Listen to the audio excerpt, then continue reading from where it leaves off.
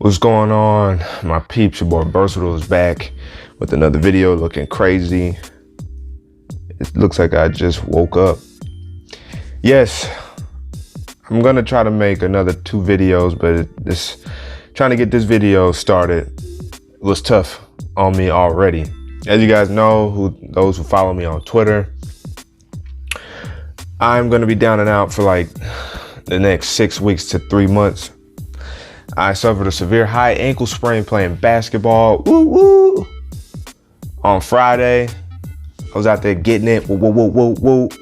Looked off the defender as I was approaching the 3-point line. Looked off the defender as if I was going to pass it to the right. Took off left, drove, jumped, floated in the air, freeze, frame, laid up, came down, jacked up the ankle somehow, just completely destroyed it. I don't know if I stepped on his foot, landed on his foot or not, or just the court was nice and sticky and I caught the wrong angle of my shoe, my foot, and it just super tweaked it. But I'm just not able to kind of walk on it, and it's been about 22 hours since 21 and a half hours since the incident occurred. I was in pain walking from the gym to my car, and then took an Epsom salt bath, and then applied ice. Tried to wear like 3 pairs of socks just to try to kind of compress it until today, so that way I could go get some bandages, some ace bandages, and wrap it up. It comes pretty high up my leg because my tendons got stretched, boy, hyper stretched. So I got my foot pretty well bandaged up now, snugly, not tightly. Applying the rice technique, applying ice every couple hours for about 15 to 20 minutes per ice session. Then took Tylenol, have taken a leave. So I'm working things through right now. I was finally able to kind of walk to, as you guys see, my little laptop right there. Wrong way, come on. See, I can't, wow. I've walking from this couch just there. It's like not even 3 feet, and like, trying to get my foot to be stable enough to walk. I probably could show you a little, this is my retarded foot, as you guys see. Ooh, this is my poor foot wrapped up, and you see, comes up pretty high. Yeah. I've tweaked this foot twice now. Well, playing basketball, you always tweak your feet or your ankles often, but this specific foot, I tweaked really bad now twice. I've tweaked it, before just playing, you kind of roll it a teeny bit here and there when you play ball. And I'm a slasher, I like going to the rim. So I'm always stepping on people's feet because they just happen to get in my way as I'm getting to the basket. Made the layup, by the way. The first time was what, 9 years ago? I was in school, right? Or was I just out of school? It was about 9 years ago. Went to the gym, slashing, driving to the right, stepped on his foot as I went up for the layup, completely rolled it. I got like a knot in my foot, never went to the doctor. My mom didn't want to take me, and I had a knot just swole up on the side, but I never had no problems with my foot per se. I never had no issues like that with my right foot. And then 2 summers ago, 2 summers, technically a summer and a half ago, I guess, or a year and a half ago, I sprained my left ACL playing basketball at half court, tried to pull a cross move and just straight crossed myself basically. Went back in and finished the game and played another game. And then 4 weeks out, resting up my ACL. It's been fine, but now it seems like I'm going back and forth between legs, injuring them.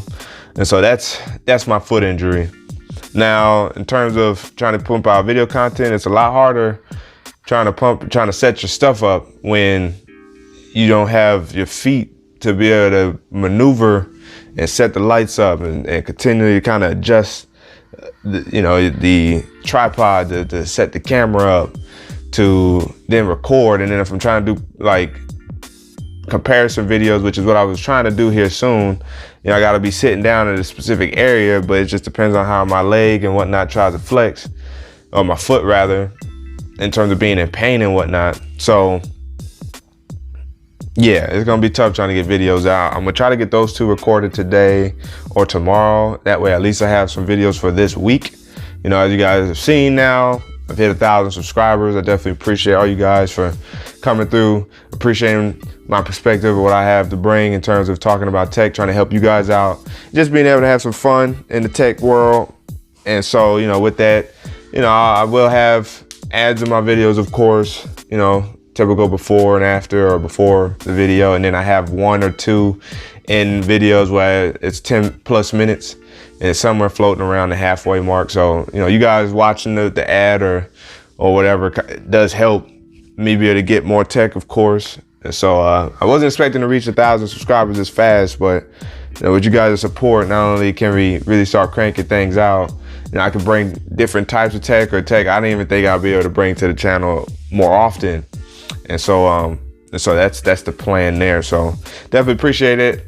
I would have live streamed, but if I did say it in the beginning, YouTube's claiming I can't live stream right now because I have strikes, or I've broken community guidelines, but I have none of that on my channel.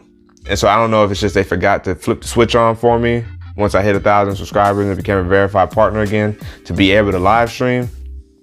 But it's just not letting me live stream right now. So hopefully they respond fast. That way I can live stream and we can talk that way. Hopefully the audio's still coming in good. But yeah, that's what's going on with me right now. I want to talk about Google Stadia real quick. I pre-ordered my Founders Edition. It's $130. You get like this cool looking night blue or whatever they called it, colored controller. I think it has orange or mint accents. And then you get a Chromecast Ultra to help output your video game content in 4K 60 frames per second.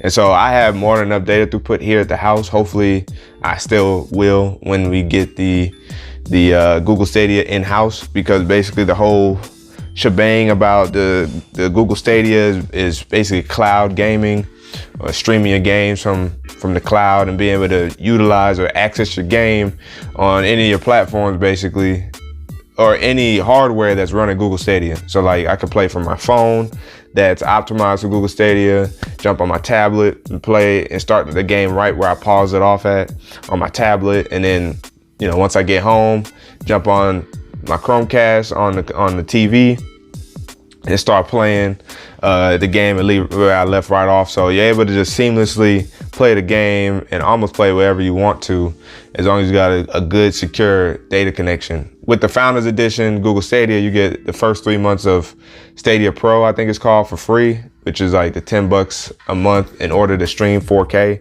And then of course, if you don't buy the Stadia Pro like membership, then you get free at like 1080p. So it's still cool, it's still good. It's interesting to see how Google's gonna utilize gaming in this form, this framework of, or infrastructure in terms of the pay scale.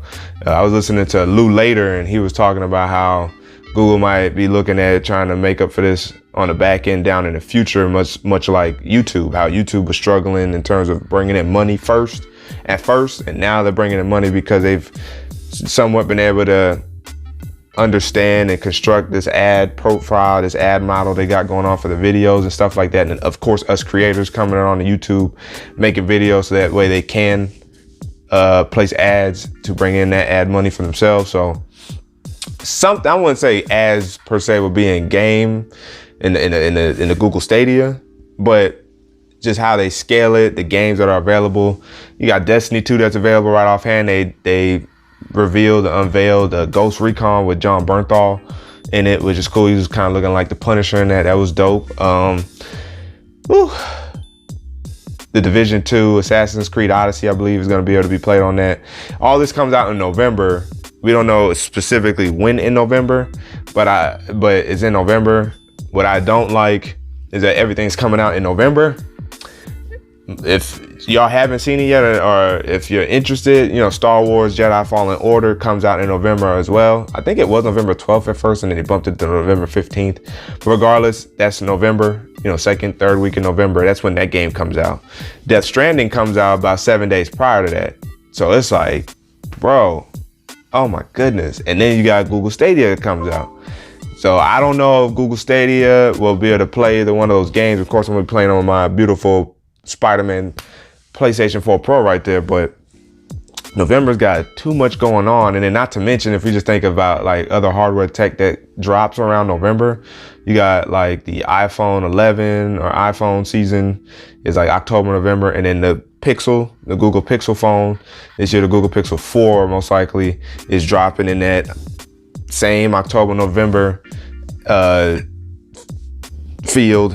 So it's like, bear with me, because you know, I'm only gonna be able to try to get so much. Of course, I'm saving my pennies now to get some of the cheaper stuff like the video games, since they are cheap, and then getting the Google Stadia, because that's relatively cheap, $130. And then if you think about it, if you do the math, you're basically just paying for like a cool controller and the Chromecast, because the Chromecast is like $60, $69 itself. So you're basically kind of just paying for a themed out controller up front and a Chromecast Ultra. So yeah, and then you save $30, I guess, with the 3 months free of Stadia Pro. Now that I think about it, so you know, it's cool, whatever. I'm not mad at the price though. It could have been as expensive as a console, but it wasn't. So something to look forward to, I guess, still to see how this works out. I do have a Pixel 3a XL, which it is optimized for. I don't know if it's going to only be optimized for Google's products, but it is a way for people for Google to try to get people to their platform and really build their Pixel case and their Pixel line. So that'd be interesting. Of course, I hope it's going to be utilized on Samsung, or at least like my Tab S4 and stuff, because that's what I primarily game off of, is my Tab S4. But yeah, Stadia's going to be interesting. But in terms of this video, just wanted to give you guys a quick recap on my injury, how, you know, for over the next couple months or so, it's gonna be a little slow around here, because I just gotta figure out how I'm gonna walk to work, or you know, transport myself to work. Oh, well, I just have been on my health game, kind of losing weight and stuff like that. Bad weight. I know I look skinny and whatnot, but I put on marriage weight like crazy. So I've been doing a good job of, you know, tailoring my foods and whatnot and being active. And now I can't play basketball for at least like a month or two. And of course, it depends on how fast I recover. I mean, with the, you know, the slight exercise that I've been doing for my foot, that's why I feel like I've been able to walk or gimp around the house today. And it's just a matter of just withstanding the pain and just, you know, saying we can do this. And it helps build confidence to keep it going. But it's securely wrapped up for now. So maybe that's why I was able to walk too, because it's got some stability with these bandages. But yeah, I definitely appreciate you guys' patience. Otherwise, we're gonna have some fun. We're gonna have some fun. I'm doing a couple comparison videos with my OnePlus 7 Pro here, and hopefully T-Mobile will update this with the new camera software updates that OnePlus just pushed out like the other day, 9.5.7. So I'm looking forward to this. It clearly sounds like it really did this camera some more justice. And you know, I've been on the side of understanding that this camera is still good. Not the greatest. Of course, it's not top 2, top 3, but it's still a good camera. And now with those updates to the camera, I'm sure it's even better now. So until I get that update, I still can compare this phone, you know, overall to, you know, a couple other phones that I have in hand right now. So that's what I'm looking forward to. And if I can get those out, I can get those out. And then we'll see if we go from there. But your boy Versatile is signing out. And until the next video, wait for it.